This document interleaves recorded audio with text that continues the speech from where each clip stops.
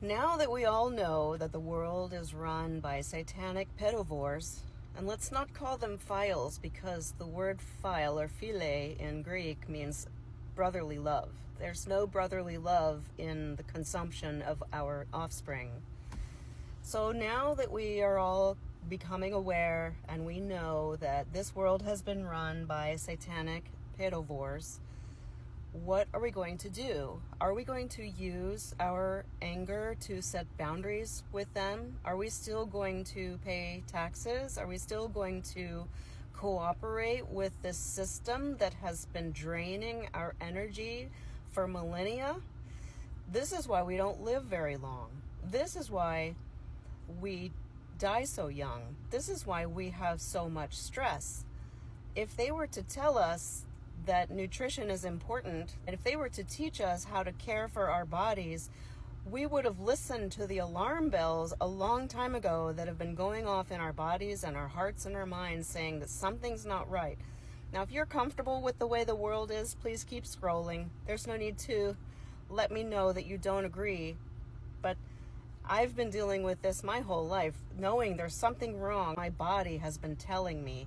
So now it's all out there. Now it's out there what's been happening. They have co-opted our spirituality, told us that this God of the Bible and all these religions is going to judge us and is causing us suffering. But no, actually it's them that are causing our suffering. We are all part of this God, this divinity that is one in everything. And we are cooperating and co-creating with them and their sick agenda, which is harvesting our energy. So now that we know, what are we going to do? How are we going to get ourselves free? If you look at these videos of Hillary and Bill, for example, they're not at the top of the pyramid. Hillary actually looks afraid.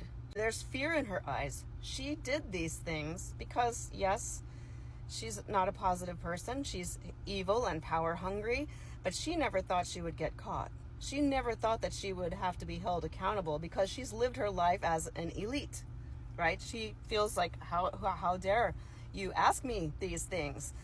So are we willing to give them clemency or amnesty or some kind of forgiveness? Because they are human beings? Are we willing to forgive them in order to get to the truth? Because we need to know who's at the top of the pyramid. How badly do we want the truth? Because they're the ones that are able to give it to us.